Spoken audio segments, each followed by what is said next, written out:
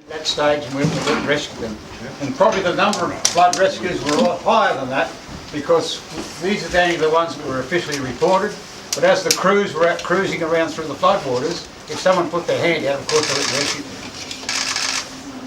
The warning came through that this cyclone Debbie we knew it was coming in, so we started to prepare ourselves. We didn't think it was going to be this high.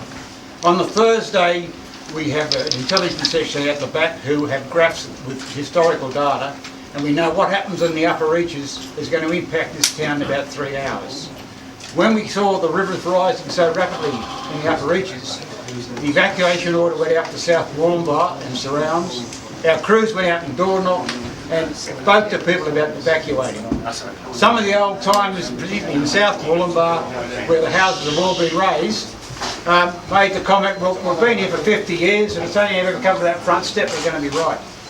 The water kept rising and it came with such a speed and intensity that it caught everybody by surprise. In 4 o'clock in the afternoon, it peaked at Yukai, Talgum and Chillingham at record levels. And by the time it hit here, not only did it rise rapidly, but I was very, very surprised with the velocity of the water, the intensity of it. The Venturi effect that had by going through the topography and the buildings, it was like riding in a rapids with waves. And I was very impressed and proud of the skill of our floodboat operators and our Tech 3 people who went out there and rescued the people who were calling and screaming for help. In fact, the whole operation was very impressive from our quality of our people. Not only the people in the water, the people who were ferrying from the drop-off zone back to the evacuation centre, and the administration and admin staff back here supplying the logistics.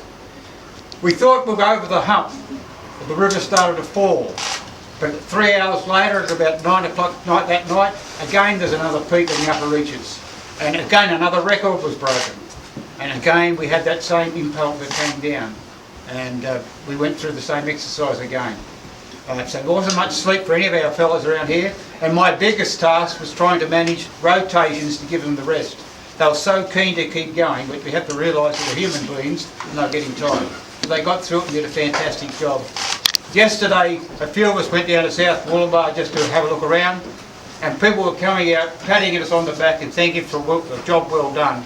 It's that sort of reaction from the community that makes the volunteer role that we perform, that makes it worthwhile. Yeah. Any questions then?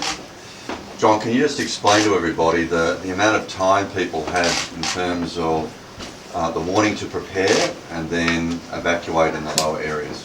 Only a matter of hours. It wasn't very long at all. Because it was so quick, we generally get that lead time, but this time we didn't get that opportunity. It didn't happen so quite quickly. So it was probably about 4 o'clock in the afternoon we had the order to evacuate, and about 8, 9, well, earlier, that was about 7, 8 o'clock that night, it was down here with a fantastic intensity. We lost the floodgate that really impacted on the eastern side of Murwillumbah, and that's where all the industrial businesses are. Once that floodgate opened, the river changed its course and it just came straight through and nailed them. And but hats off to you guys. He's kicked it. He's really did well. What we've seen this time we haven't seen before, like bow repair shop, you might have seen it on the other side of the bridge. The water smashed through the glass windows, took all the tyres and then took out the back wall. The hardware's still the same thing. While our fellas were out there rescuing people, cars were floating by, cars and trucks.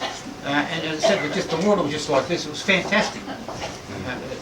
I'm very pleased and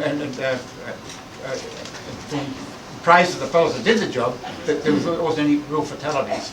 We had some fatalities, but they were mostly unrelated to the flood. How does it compare to the previous floods you've worked in? Far more intensive in South Murwillumbah. Yes. It was the most intensive in your lifetime? Yes. And for the people who have been here in the 54s and 74 made the same comment. Even though in the 54, 74 we got water into the town, the higher levy on the town side prevented it this time. But over in East Murwillumbah where Broad Price is, and South Murwillumbah was probably the most intensive flood we've ever experienced. And 54 and 74 are recognised as two of the biggest floods. And in Murwillumbah it was bigger, and yes. I believe down home at Lismore areas there were certainly people saying that it was bigger than those two floods. We have gauges over there that say this is the 54 flood level that went over the top. I got a photo. I'll be standing on the flood where the 54 flood level was. I was at my knees. Within 2 hours, it would have been at my waist. But you're taller now, aren't you? Do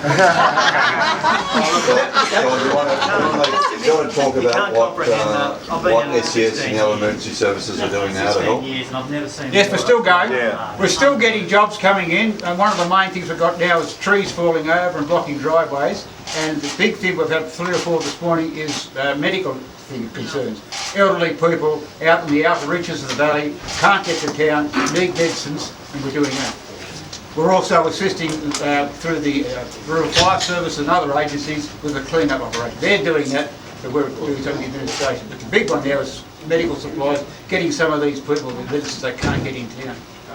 Well, I know I can speak for Gladys and say that we are so honoured to be here with you and to thank you for the extraordinary work you do. Nature flings its worst at Australians all too often, but every time it brings out the very best in us. And you embody it. Men and women of the SES, the police, the emergency services, local government, the ADF, pulling together every level of government, every agency, churches, community organisations, just as we've seen, Thomas, as I was saying, down in Lismore, it's just that great Aussie solidarity, pulling together to get the job done. So thank you. The other thing that was unique about this one was, we looked at the bomb, this massive rain came down, it generally comes through and just flows out. This thing stayed stationary and then started to swirl around this Tweed Valley. And that's what the difference, I think.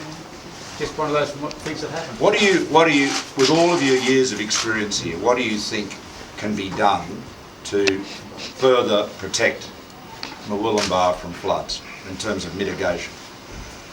I certainly would like to see that area down at Green Hills firmed up. It's so close to the edge of the river, and it's the gateway to the industrial estate. And once you lose But those, you need a bigger levy. it's going to need something big and strong in there. I mean, if we can put something in there to help it, it would. These guys can't get insurance over in their industrial estate because of flood, and if we can prevent the flood, then perhaps we can save their backsides. You know, there lots of jobs out there. You know, we really need them. Yeah. Well, Minister, a lot of the industrial estate was developed well before the current flood studies were out. Right. The interesting thing is our most recent flood studies and the buildings that were constructed in accordance with those survived the flood. And it's a bit of a catch-22. If we raise the levee wall on the south side of Murwillumbah, the town centre would have been affected. Right. So the levee that we had on the town centre saved a lot of the town. It was still affected, but it was more local flooding on that side of the town. Yeah. So, you know, the reality of it is, I think long term, you know, we need to have a look at industrial centres that are out of the flood zone and to ensure that any development where possible is well and truly above those flood levels that were predicted.